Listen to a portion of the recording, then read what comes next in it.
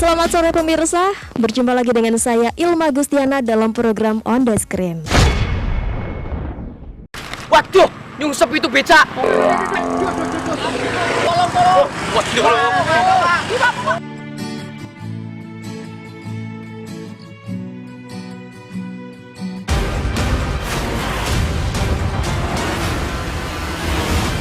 Nah, episode kali ini kita kedatangan narasumber spesial karena mereka adalah orang-orang hebat. Langsung saja kita sapa, ada teman-teman dari Aksa Bumi Langit. Ada Mas Tatam. Halo. Apa kabar, Mas Tatam? Baik. Baik. Gimana perjalanan ke sini?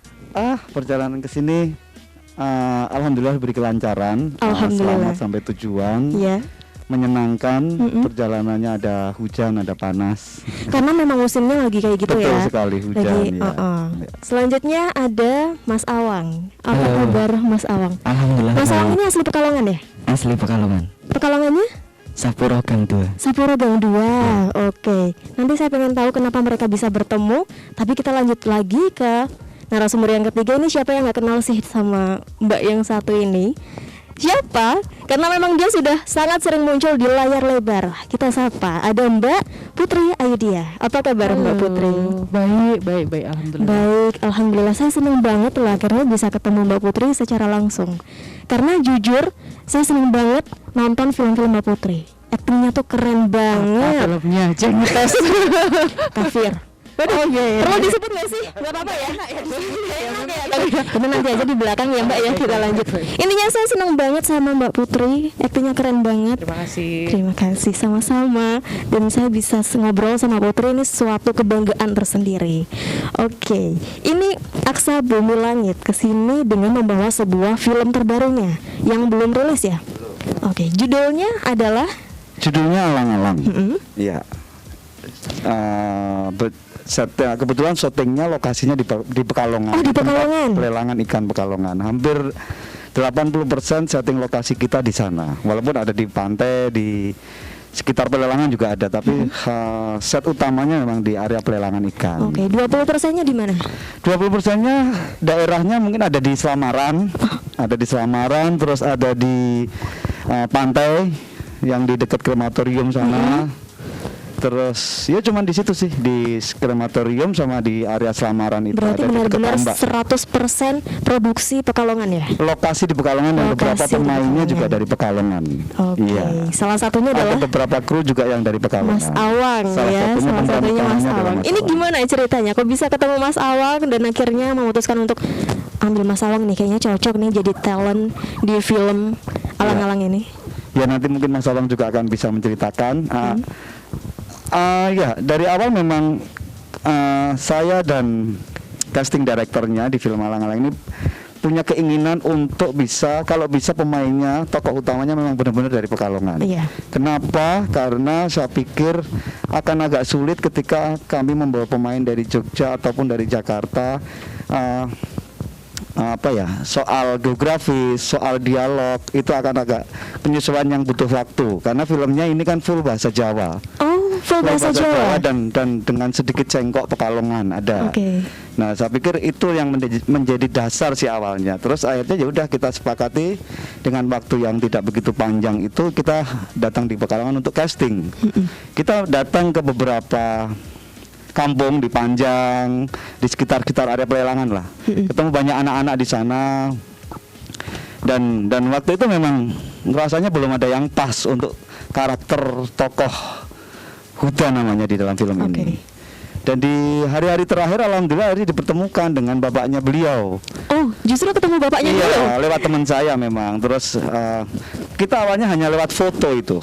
Nanti foto ada kisahnya sendiri dari awal. Kita benar-benar lihatnya dari foto. Wah, coba deh Pak datang ke hotel. Waktu itu kami di hotel, tinggal di hotel selama beberapa hari. Dan sorenya memang benar-benar Mas Awang ini datang ke hotel. Ya udah terus kita seperti biasa casting ya, kita ngobrol, tanya pengalaman dia, keseharian dia seperti apa, terus baca naskah beberapa adegan, menghafal adegan, mempraktekkan adegan. Tapi sore itu kami belum berani memutuskan waktu itu. Tapi terus malamnya Mas Awang waktu pulang kita titipin naskah. Terus besok paginya Mas Awang kita minta untuk datang kembali ke hotel dan kita coba lagi. Dan kita semakin yakin sih. Sebenarnya sore itu sudah ada keyakinan ini kayaknya ini. Cuman memang saya dan Mas Rosa belum ngobrol kan. Malamnya kita ngobrol membicarakan beliau, ngerasani. Ya, mempertimbangkan lah. Iya, terus paginya datang lagi, kita latihan lagi dan setelah itu memang saya pikir Awang cukup pas, cukup cocok, cukup mewakili karakter yang sedang dibutuhkan oleh kita dan akhirnya memang dipilihlah Mas Awang. Akhirnya memilih Mas Awang untuk Betul jadi karakter sekali. utamanya. Mas Awang gimana? Diajakin main film sama orang-orang hebat seperti ini, gimana perasaannya dan pengen lagi nggak? Perasaan pertama saya sangat senang sekali bisa ketemu Mas Tatam, Pak Rosa, terus Mbak Putri dan banyak lagi teman-teman yang saya kenal, cuman orangnya nggak ada di sini. Terus Sebutin aja namanya nggak apa-apa. ya pertama sih yang biasa pas main film itu ada Pak Rosa sama Kak Irna. Itu yang biasa nemenin saya syuting. Kalau ada kesulitan saya minta tolong ke sama dia. Gitu. Oke. Tapi Mas Awang ini untuk bermain peran sudah biasa atau ini pertama kalinya?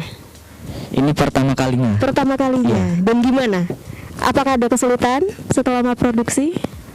Kalau kesulitan sih nggak ada sih. Oh, nggak ada. Wah, Iya. keren banget. Soalnya kan kalau kita merasa kesulitan ada orang yang lebih bisa di samping kita, jadi kita bisa minta tolong gitu. Jadi tetap dibimbing ya. Oke, luar biasa. Tapi ketagihan ya? Iya. Iya. Iya. Oke, kita beralih ke Mbak Putri. Ini Mbak Putri nggak usah diragukan lagi lah ya.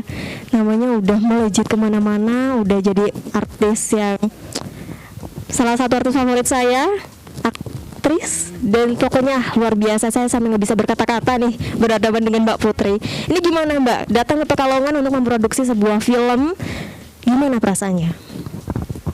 Nomor satu, excited sekali sih, semangat karena belum pernah kenal sama Pekalongan gitu ya. Dengar namanya aja dan setiap dengar Pekalongan dengan sukses kita pasti langsung inget batik gitu. Oke. Tapi pada saat ditawarin pertama, kok ini gak ada hubungannya sama batik gitu kan? Ternyata hubungannya dengan pelabuhan, iwa, dan Oke, udah bisa bahasa Jawa. masih bisa lah kalau iwa masih ngerti. Nah, jadi sesuatu yang baru, dikasih tahu juga akan ketemu dengan talent-talent yang baru, juga akan ketemu dengan Mas Tatam, first timer untuk film fiksi, film panjang fiksinya gitu. Jadi saya sih senang karena yakin katanya kalau yang pertama kali dibikin itu babynya, jadi kesayangannya. Jadi saya juga yakin saya bakal disayang, makanya excited banget ada di sini. Excited banget ya. Di Pekalongan udah makan bengkono? Megono udah. Tapi tetap ini favorit saya adalah sotong bakar yang bikin Mae. Ibunya Mas Awang jago bikin sotong bakar. Jago udah. Tapi sotong bakar bukan salah satu makanan khas Pekalongan kan ya? Kalau kasih kayaknya enggak, tapi khas keluarganya Awang. Berarti Pokoknya enak aja. memang. Tapi Megono aku justru merasakan Megono pertama itu di pelabuhan, di TPI kemarin. Karena kita ada 3 hari, waktunya cukup sempit pada saat diminta datang ke sini, dikasih celah waktu 3 hari untuk observasi. Karena kan aku nggak kenal apa-apa, nggak kenal siapapun yang dari Pekalongan, Iya, kenal betul. secara langsung gitu ya dan dekat. Jadi nggak ada role model karakternya gitu. Akhirnya harus datang ke sana, aku mau lihat langsung, nongkrongnya di warung nasinya ibu. Nah, disitulah makannya Megono. Makan megono, gimana? Suka? Enak ya? Enak ya? Aduh, logatnya juga udah mulai logat Pekalongan ya kayaknya. Iya.